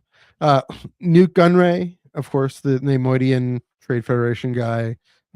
That's I mean that's pretty on the nose. I love how Newt Gingrich, also apparently Ronald Reagan. I didn't get that one, but yeah, Gunray Reagan is that one. That's Lot funny. Dodd, so voiced by Lot Dodd is voiced by George Takei, of course. Um, Senators Trent Lott and Christopher Dodd. I guess they were maybe kind of Republicans who were in favor of abolishing campaign contribution reform or things like that. Hmm. I don't know. Here's one: OJ and Deeb. I think this is when he was vice president. I need to check this out. That's Joe Biden. Yeah, I need to look at that one up. Here's a And great one. Nemoidian too. And Well, see, he appeared in Queen's Hope, okay. and that was. Yeah, by Gay Johnston. 2022. So I Okay. guess he was president by then. Yeah. Um. Here's an interesting. Laniver Villachem. I didn't know this one. Neville Chamberlain, That and makes sense. that makes a lot of sense. Just appeasing the First Order, just being sitting back and not taking action when the First Order was starting to rise. Speaking of, I mean, they're the populists are, but Lay is the populist. Like it's the good guys, Right. good guys, quote unquote. Whereas the centrists could either be fascists or social democrats. Given, take your pick. It's an interesting book. Stu John, of course, John Stewart. That's the one George Lucas thought on the top of his head when he was on the Daily Show, Love it. where Obi-Wan is from. Fun one, Rael Averross in Master and Apprentice, and he's that Jedi who's in part of the court on that planet. Oh yeah. Yeah, and is kind of too embedded, but named after Averroes, Muslim philosopher, gets translated uh, into Greek and Latin, and so I think him part of how from memory serves part of how we know about Aristotle, or he translated Aristotle from Arabic to Greek or something like that. That was one of those, and then so here's one. You mentioned Palpatine as Richard Nixon. Now that's the thing. I'm He is. joking. Except that there's a theory that he's named after the Palatine Hill of Rome. Hmm. So, which I guess was that where the Senate was? I don't know where the Palatine Hill. I have no What's on the idea. Palatine Hill? I have no Let's idea. see. Look this up. Well, Palatine Hill. when you look that up, I always think about all these politicians and whatnot, and what I think what's great about how it's worked out so far Mhm. is, it's not distracting, True. and it still kind of work. And the characters still kind of work within themselves, Mhm. even years later. Because, like, I'll be honest, I mean, I didn't know he was Newt Gingrich when Newt Gingrich or Ronald Reagan for a while until someone Yeah. told me. But let's face it, Newt Gingrich today is not as big a name True. as he was in 1999. Although I think he was already done being Speaker of the House Mhm. way after them by then. Um, or some of the other Republicans of the 90s. Like a lot of young people, honestly, probably people my age, quite frankly, if they don't know, Mhm. probably don't even really think or know who Newt True. Gingrich is at this point because it's like, well, now we got Trump and JD Vance, as the kind of the Mhm. faces of the party. Yeah. Gingrich was the '90s guy, and Reagan. People talk about Reagan still a little bit, so that one still kind of comes up every now and then, but even not as much as they used to, for sure. Um, you know, Mhm. Honestly, I would not know that Ojnid Jeb was Joe Biden, quite frankly. But that's like, Yeah. This from the Wikipedia. Wikipedia. some of these characters are just in like Village Sham is very much Mhm. not a major character. He's just in the visual dictionary. Yeah. Um, you know, uh, I mean, he shows up on screen. He's on the balcony on Hosnian Prime. that's true. That's true. Yeah. So But nobody knows that unless you see it. right. So there's that. But Mhm. compared to New Gun, compared to Mhm. like New Gunray, who's like the main villain of Phantom Menace, more or less. Mhm. Um, so Yeah. or Lot Dodd, because I don't think anyone knows who Senator Tret Lott and Senator Christopher Dodd are anymore. I didn't even know who they were, quite frankly. I still kind of Yeah. I don't don't know. remember. So it's like Mhm. it's interesting how it works. I mean, this is kind of how you got to kind of work it in, where it's like, yeah, you can be of the day, of course, Mhm.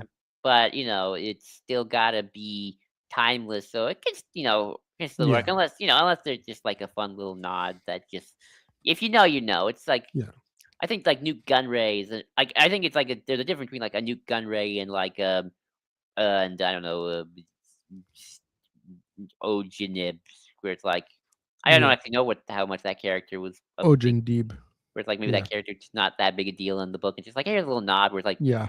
something like Newt Gunray still kind of works years later, even if no one knows who Newt Gingrich is at this point, or at least he's not as prominent as he has been Yeah. in the last 30 years. Yeah. I mean, that's true that it is kind of time limited there. I mean, definitely, the Like, idea who of, thinks of Nixon when they think of Palpatine today, right? It's like, we think of I our mean, current president, Trump, I guess or I do think of Nixon I'm still. talking about the massive people, Sure, yeah, yeah. I guess you and I are, we forgot you and I are weird. The Palatine Hill is considered the, like, it's historically thought of as the cave where Romulus and Remus were found by the she wolf. So there's that, like the myth of Rome's origins, and the myth of this and the city. It's the oldest part of the city, so it's kind of considered the center, the power center, the Palace of Domitian. Um, different emperors. So yeah, I can see that being a Tuckerization of the Palatine Hill. Makes possible. sense. Um, yeah. I mean, to those who know, it's, yeah, you're right. It's a nice little in joke. I mean, Newt Gunray, Newt Gingrich. I mean, the rise of not the rise of the confirmation in the Bush administration. That's the thing. Mhm. That it's a reminder that at that time, there were Actually, these folks who were, it or I would be guess, the Bush administration because it's 99. There's election had true, happened. yeah, You actually just don't before. really get. Actually, Yeah. I will say this. Mhm. People always talk about how all the prequels are about the Bush administration. Right. I would argue Mhm. that if we think of like timelines and stuff like that, Yeah. you really don't get that until, funny enough, Revenge of the Sith, where I think that's probably where it's the most blatant. True. I think like Attack of the Clones was probably like in the early year, but maybe it was filming in the 2000s. I don't remember, but Hmm. it's more obvious by the time you get to Revenge of the Sith. But that's just because the timeline of Sure. That makes sense. story. I mean, even in the '90s, with Clinton, I mean, the role of money, Mm, campaign finance, right? Uh, Corporate interests in American politics. I mean, it's still just as bad, but at least that seemed to be more of a hot button topic at the time. right. And yeah, so that's, I mean, that's what, you the nod to Newt Gingrich, the Lot Dodd, for Lot Dodd. I think, I don't know, I'll have to look it up. Yeah. So yeah, there's that. So those are politicians. More fun, a little more fun. Less stressful, less serious too. Team Luminous, High Republic was a great opportunity for folks to throw themselves in, and of course other things that they've written. So one that easily comes to mind, Alice Crash Ongwa, um, is queer. Of course, the Daniel Jose Older wrote Alice Ongwa in, Midnight Horizon, introduced Midnight Horizon on Corellia, named after Alyssa Wong, who would later become part of Team Luminous in Phase 2. Uh, Alice is more cisgender than Alyssa, but still, Alyssa Wong's social media handles are Crash Wong. So like their nickname, I think, is Crash. It's kind of the idea. So, and even the appearance, that Alice kind of tends to look like Alyssa. Here's another fun DJO. Togruta Jedi Master Tani Brewill is, named after the Daniel Jose Older put his own wife, Brittany Williams, in the comic, in his High Republic Adventures comic. So that was nice. I think they even got married kind of as, High Republic was going. Rursi, the character named Rursi, named after Richard Kersey, is a friend of Kevin Scott. And here's maybe the funniest one. Master, let's see if I can read this right. Master Selrock Eluos. Charles Soule Tuckerized himself. Can you believe this? Along with Kamun Koli. So it's like Mhm. Goody Terra's Kamun Koli, named after the artist Giuseppe Camuncoli, who was the artist of the Darth Vader run, among others. And they're both in that snuck into that list that includes, wow, keep blanking on his name. The guy with the yellow. Or the list of Order 66 survivors in Darth Vader number 19 that, um oh man, I'm blanking on names right now. Speaking of names, we're talking about names here that the Jedi librarian has.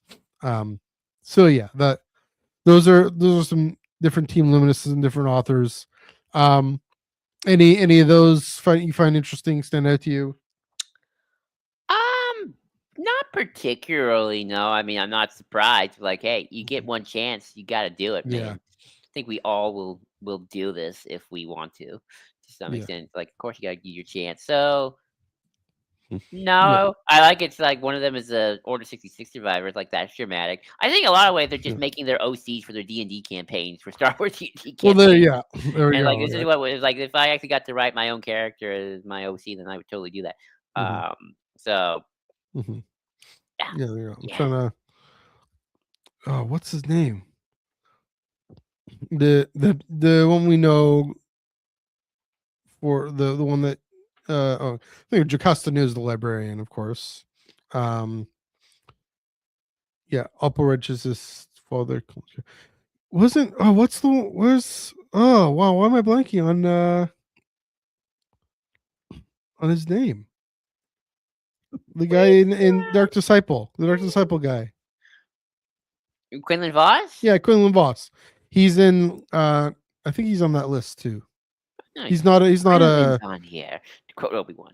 yeah, I don't think he's a Tuckerization, but he that's where that list was surprising because Kunlun's on it. But yeah, Selrock Aluos and Kamun Koli are also on it. That's so funny. Charles Tuckerized himself. Why not? You're right. Did you just say wait, when you say Tuckerize himself, do you mean you just wrote Charles Soule? No, he wrote Selrock Aluos, which is Soul Charles backwards. Oh, well, I mean, that's one way to do it. Yeah, but in Orbesh, right? That's the thing. Oh, that's cool. Yeah. Awesome. So there's that. Um, lastly, some others who may or may not have known. Kitron Braves. I believe that's from Rise and Fall. Galactic Empire. That's Kristen Baver. Paolo Godalhi. You can guess who that one is. Yeah. Jeremock Colton. This is Jeremy Bullock. Here's the one. Here's the one with the the song. I think the funnest, silliest, most childlike moment in all of Star Wars is AP5, the musical. And that is apparently, I mean, Athena Portillo. Oh, You knew? nice. Yeah. They're AP, Athena Portillo. Adnama and Zet Jukasa are Amanda and Jet Lucas, Now, here's a question. respectively. Here's a question. Yeah. Yeah. I know Jet Lucas is the I want to say it's one of George's kids who's like that Jedi who kind of gets to die in Order 66. Not he's not Yeah. the little one who is Anakin. He's the one who kind of like No. fights back for like 5 seconds, kind of gets He's the one who taken out. defending Bale Yeah. or distracting him while Bale gets away. Is that him? Is Is that that the actor? him? I think it might be, yeah. No, is that? But that's the name of Y- the character. Zet Jukasa. Yeah, that's Jet Jukasa. Okay. And I think he's played by Jet Lucas. Right. Let me see. Pretty sure. Makes sense. Let's see what the book says. I don't know, it doesn't say. But yeah, behind the scenes. Yeah, Jet Lucas. Yep. Yep. Jet Jukasa, Jet Lucas. So yeah, that George himself has a few. I think mostly in Legends. Agreog Sakul and Yorg Sakul. Nice. Agreog Sakul is just Lucas George backwards. There you go.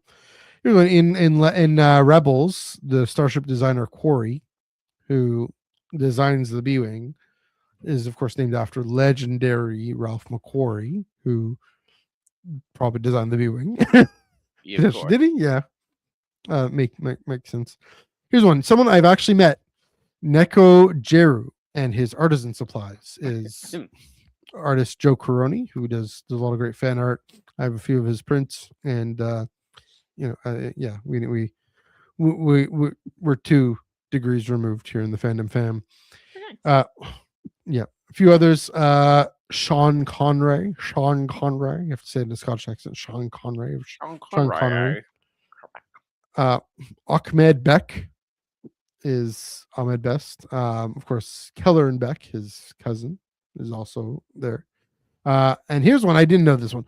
Conan Antonio Motti apparently is Conan O'Brien. I don't know if that one's true. They made Conan O'Brien related to the Mahdi family. I don't know if that one's true. I gotta look this one up. That'd be hilarious. That might not be right. Someone might have made that up. But So yeah, that's just a smattering, just a few examples of Tuckerized folks. Yeah, I mean, there's a whole bunch more of the story group got in there. Some friends we even know, Yeah, like our friend Ellie from Daughters of Ferrix, whose yeah, name for I'm so sorry we forgot what Chris Kemshaw called named hmm you, and and I knew yeah, that like you had a whole thingy of like a no, your character had like a whole hmm book project going on in that unit in the universe, and it's gonna be fun. yeah.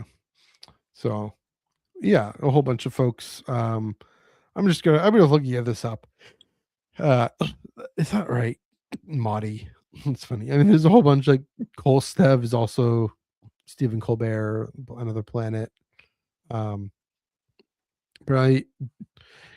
Guinness Gnisnall is Lansing, Michigan, because the author. This is in Legends. There's so many legends too. So yeah, there's got to be hundreds. Erskine Samaj is James Erskine, who's a story editor at Lucasfilm. So yeah, a whole bunch. I mentioned Chris Glenn and Brad Rao or Fen Rao. So yeah. Uh, yeah, I don't know if there's any more any that stand out that are fun. But what's really neat is they're fans. You know, Yeah. back in the heyday of Star Wars fandom. And Joe Caroni, I mean, he did. I think he did do. I forget what he might have done in Star Wars, but obviously he does. He has licensed prints, and I bought a few of them. He's a good guy. Yeah, Ralph McQuarrie was a great guy. There we go. I want to see more books by Kitcher and Braves. We got some books by Kristen Baver. There's Uh, some books by Christian Brave. Yeah. we're gonna talk about Tuckerizing ourselves in a moment. Yeah. I have a question. Yeah. You could Tuckerize not Mm-hmm. yourself, but either a person you knew. Let's say you Mm-hmm. got the permission, Yeah. or just or like I don't know, a philosopher, Or like historical figure. historical figure, That's a kind great of. idea. Great thought. who would you who would you want it? Oh. Who would you want to do? Mhm. Like I mean, like I know. I think we probably want to Tuckerize ourselves, but let's not. Okay, Yeah. let's do ourselves because we would Tuckerize ourselves. Yeah. Let's make that we make that vow on air. That Yeah. we'll do if we have the chance. We'll do it. Um, but Or someone else can go ahead and do it. hey, if Why you not? want, hey, friends, if you want to Tuckerize us, we'll give you our Tuckerization in a moment. Yes, we're manifesting this. Yes, but Um, like if you had like I don't know, I would kind it's of a good want to question. Tuckerize a Karl Marx character just to say like, here Yeah. is the Star Wars communism or Marxist ideology. There you go, and hmm it was a trend that never got off the ground during the Rebel days, or Yeah. Well, that's an idea. That's a good one. Yeah, that's a good question. I mean, so it depends on what story you want to tell. That's another thing, right?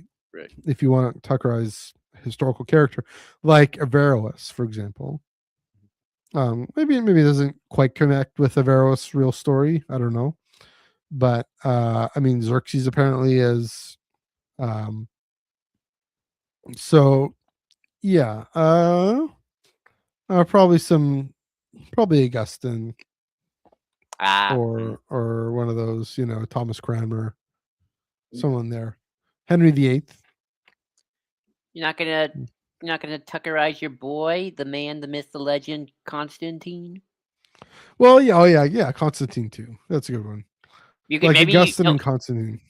Oh, I know what you should do. I know what I should do. You should Yeah, Tuckerize Constantine and have your Tuckerized Constantine be the reason for the Jedi Temple in Coruscant. yeah. Be all and have like a version of the Council of Nicaea, all that. Oh yeah, that'll be fun. Yeah, which gets at our own Tuckerized name. Like who you do Karl Marx? Would you do anyone else? I'm surprised our current president doesn't have a Tuckerization just for the heck of it, and I have some ideas I of think what I he would do. will at some point. He will in 2 years, I have some 3 years. ideas. Yeah. Um, maybe he's a guy on Nal Hutta. This is Oh Tau. gosh. Um, um, Yes. Have there been any Tuckerized huts? mm, I think that'll be too mean. Would that be too mean? I mean, if you give them permission, I mean, maybe if you don't want to do it with like a big guy, like, oh yeah, of course you make the big guy the HUD, of course.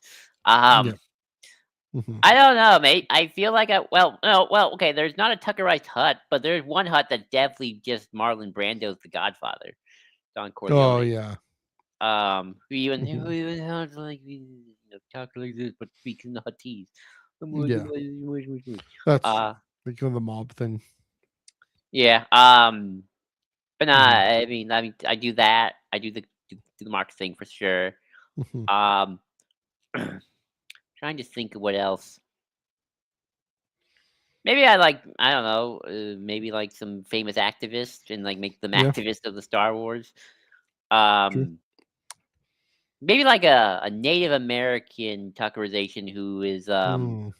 oh no, I know what I would do. I'd look up like Native Canadian activists, Oh yeah. um, and make them a Quarren Yeah. Or Quarren. because I know what the Moncala did with the Quarrens, and it's very much Oh, yeah, interesting. the Yeah. regional schools. Or a Gungan. I don't That know. too. That'd be kind of odd. I don't know. Yeah. What was I gonna say? An activist. Well, there's. Oh man, there was that environmental. What's his name? There's this guy had the nature of things. We'll look this up. Uh, the nature of things was David Suzuki. It'd be good. He was a yeah. Is a I don't know if he's still alive. Canadian um documentarian, kind of environmental advocate. Yeah. So yeah, that's what I would do. Or I gotta make it angles. If I'm gonna do marks, I gotta do angles. 'Cause I gotta have marks and angles. Oh Can't have yeah, one. of course. Can't have one without the other. There you Uh go. All right. So lastly, got a few more minutes. We got a bit of time. Uh of course, we got to tuckerize ourselves. We got, as mentioned, we got as promised. Say, who would you be? What would your name? And I cheated. I used the Star Wars name generator, and then I didn't like them because I wanted a different bunch of different ones. So I kept going through it. But I got yeah, pretty good on the first try. yeah. So go ahead, Joel. Who would you be in Star Wars? When would you be, and who would you be? Oh, I would probably be Jolan Davik, Star Wars historian of the Old Republic and ancient Sith Empire. Been to Korriban many times. My wager works would be the first Sith Empire, Origins of Darkness. And then my second work would be From Juntapal to Darth Sidious, the Lords of the Sith. If anyone doesn't know, Juntapal's the first Dark Lord of the Sith and the man who led the exiles of off Korriban and Legends, so we're just gonna go Mhm. with that.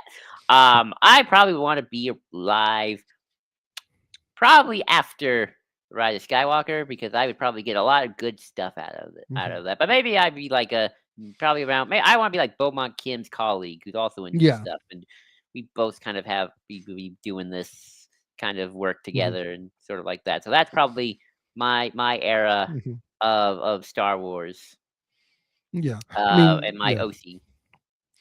Wouldn't you also be the? I mean, so the Agent of Paul City is also a biographer of Palpatine. That's yeah, I'll totally go 100% Yeah. be back for Palpatine. Which, I mean, interesting enough. I just watched Chris Camshaw's panel with Ellie at Star Wars Celebration. Critiquing the at least the limits of the great man theory, the cool guy theory of history, but a biography never hurts, right? There's always reasons for. I mean, there's a good chunk of biography of Palpatine biography in Rise and Fall. So there you go. I mean, I don't know what's wrong with biography. Biographies are great. Nothing's wrong with it. I think as an explanation for history, yeah, it doesn't quite hold up as we know, but yeah, it's important to write stories of people, real people. Um, yes, I would be. So I would be Jedi. So I picked two time periods. The name I got was like Matthew Nerilon. Rolls off the tongue. Jedi Master. And I figured if he's before the purge, Jedi Knight. We'll go too far. Jedi Knight. If before the purge, he's in the late Republic, Jedi archivist, temple instructor of Force beliefs. totally gets a glimpse. So he's there in the temple. He's given this lecture on the relationship between Jedi and society during the High Republic, which is major research interest. Mhm.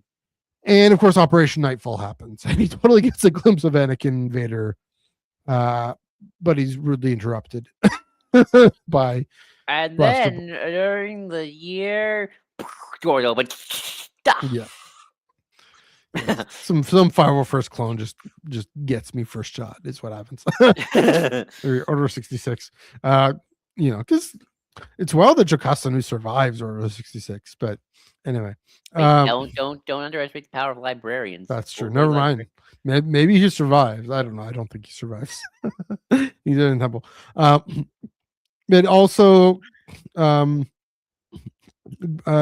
biographer of Reith Silas, and the influence of him. But also, it's not just history. That's the interesting thing. Like the story I want to tell is what it could mean for our time, for the decline.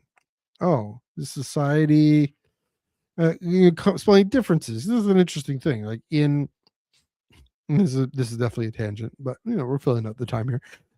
In the late Republic, I wonder if there's got to be a sense of, things aren't what they were. Can those differences be instructive for how we understand the Force and its relationship to the wider galaxy? Would you want your character to be a long-lived species to maybe have been around to see those times? No, Or I would think you rather be? it'd be okay as a human or a Pantoran. Or Pantorans are cool. I don't know. Do Pantorans live long? I don't actually know. I don't think so. I don't know. I would just assume if you're an alien, you have a better chance of being a long-lived species than compared to a human. Yeah, that's true. I think I'd want him to be not so long because I want it to be either way. It wouldn't matter. Like he's removed from it. He's not really. It's not really of history, but of looking at so there's a field in real world called historical theology, Mhm. and what that is doing is saying, okay, understanding those times in terms of the beliefs at stake. So especially understanding the Reformation, the actual ideas at stake are very important. It's not just reduced to politics or military or whatever. So be doing, okay, what does that mean for how we understand things today and what we can believe today and how we can be as Jedi today? It would be the idea there. Similarly, so after Jakku, if he survive, if he's someone after Jakku, uh, he's a Sava at the reconstituted Barleth University, Nice. consultant to Master Luke and the New Republic on the history of the Jedi, but also with an eye towards rebuilding the Order and helping Luke, helping Ahsoka, maybe helping Rey understand what. If you live that long, if you Yeah, in the kind of in those time periods or whatnot, kind of things that are instructive there. Major works will be still on the relationship of the Jedi in the High Republic, but in light of in light of the Empire, right? On the Nile conflict as the seeds of the rise of the Empire. Society turning on the Jedi and the Jedi becoming more defensive, and also something on the Empire replacing faith in the Force with faith in itself. And interestingly, those are both based on two real world books. One on the English Reformation. So the one about the Nile conflict, or I guess both would be kind of like called Stripping of the Temple, because there's a real book on the English Reformation called Stripping of the Altars and the Dissolution of the Monasteries and all that. And another book called Migrations of the Whole. So that's by Eamon Duffy, real person, Irish name. And another book by Bill Kavanagh called Migrations of the Holy. And it's kind of where I get this idea of replacing faith in the Force with faith in itself and the Death Star and technology. So, yeah, those kinds of things, I in the real world would love to maybe write something on those eventually.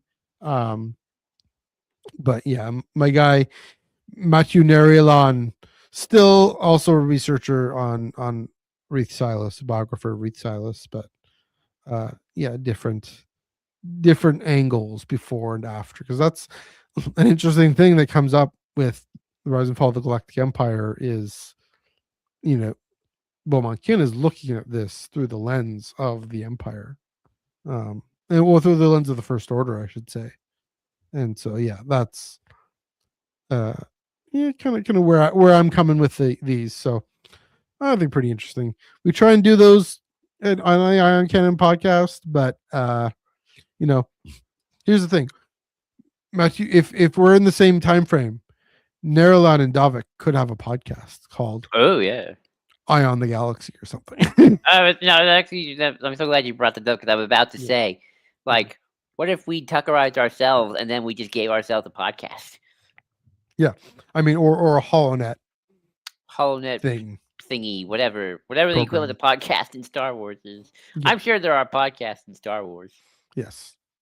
There are podcasters, Yes. sportscasters. So, I mean, I truly believe he didn't become a Jedi or a Supreme Leader. Ben Solo would have just been a podcaster. you know, one of those. Yes.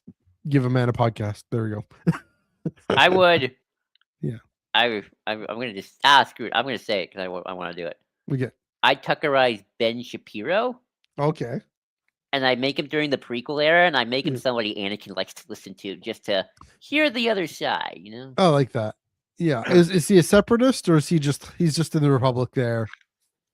Like he's on No, Coruscant too. he's a Republic guy who's like, you know, aliens. Do we really need them? And why Yeah. don't we have a stronger military? Yeah. Palpatine's just trying to make the galaxy great again. And he has Tarkin on I'm as surprised a Rush regular Limbaugh contributor. is not a actual tuckerization too. Who is? Rush Limbaugh, because he was big. For Yeah. years. Yeah. I'm surprised George never did that. Yeah. He was pretty on the nose with Newt Gunray. That's true. Sometimes you can only And go so far. Halle Bertoni. I can't remember first that one. But yeah, that's Halle what I Ber- want to do. I do Yeah. like one of those Ben Shapiro, Yeah. R.I.P. Charlie Kirk types, Well, and be like, yeah. they're all during the prequels, and like Anakin like secretly listens to them when Padme's not around. Yeah. It's like, I think this guy's got a few good ideas. Right. Yes, Anakin. Or even before, like because I mean, when they're on Naboo, That's true. and there's like in Attack of the Clones, he's starting to say these things like he's just discovered them. Like, I listened to this cool new podcast that I've just discovered. Some he great thinks that ideas. we need to get everyone together and force them to all agree. Yeah. It's gonna work out. It's gonna be great. And Padme's just rolling her eyes, being like, "What? Where's this from?" Let's get married next in a couple of weeks. Yeah, fun times. But yeah, I think that's about it. We somehow filled out all the time talking about a bunch of things. A bit of a different episode, bit of a different look at something in Star Wars. Obviously, we got into serious territory because it's where we go, but hopefully also pretty fun. If anyone down below, thanks for everyone for watching. I'll throw Steve back to you, Joel. But what do you think? What tuckerizations do you like? What do you think? If you could tuckerize yourself, what would it be? Let us know. But that does it for tonight. Yeah. All right, everyone. I think that's a good place to wrap things up for this week. Thank you all for joining us. Let us know what you saw in the conversation tonight. Comment below. Let us know. Also, please give this video a like, share, and subscribe. We desperately want it. Oh, no, desperately. We would We're not gratefully desperate. appreciate it. You appreciate Gratefully yes. appreciate it. And of course, you know you can follow us on Ion Cannon at Blue Sky, ioncannon.bisky.social at the SWU. You can also join us on the SWU Discord server, where we're going to have game night this week, and then the week after, we're going to continue The Mandalorian and just The Mandalorian, not Mandalorian Grogu. I keep switching those two things up. You got early access to a stream that we're having? I know, right? I'm so happy. Not true. So Not true. I always get those two mixed up, and I'm like, is that right? And of course, Tractor Beam. Go on Tractor Beam for. So you do Tractor Beam. Yeah. Tractor Beam this Wednesday at 9 p.m. Eastern, 6 p.m. Pacific. Star Wars numbers 8 and 9. The news about the new Galaxy's Edge tie-in, and again, if solicits drop, if not, maybe another week. But yeah, we're going into weird uncharted territory because this is the last week before the weird dark weeks begin with comics. So there we go. Yeah. Um, it's kind of funny how like comics like are up in the air, but yet in terms of news, we've gotten actually some pretty big news these Yeah, last couple of it's weeks. true. So, it's been fun. Yeah. So yeah, and of course you can follow me at GID20234 on Blue Sky, GID20234 at bluesky.bisky.social. Matthew, did you tell them where they can follow Yeah, you? you can follow my personal Instagram, including my literary book reading journey, MNEUG1138. That's on Instagram. That's also my Blue Sky and Threads, but I don't really post much there. Also, of course, that Ion Canon and the Tractor Beam.bisky.social. Check us out there and check us out this Wednesday, and then coming right back at you next week. Yeah, and check us out next week when we talk about artistic intent. When you have a bunch of creatives all having different ideas about where things can go, sometimes it gets interesting, sometimes it gets confusing, and sometimes it's just plain Star Wars. And we There we might go. have a special guest that week as well. So check us out, everybody. Until next week, let's blow this thing and head home.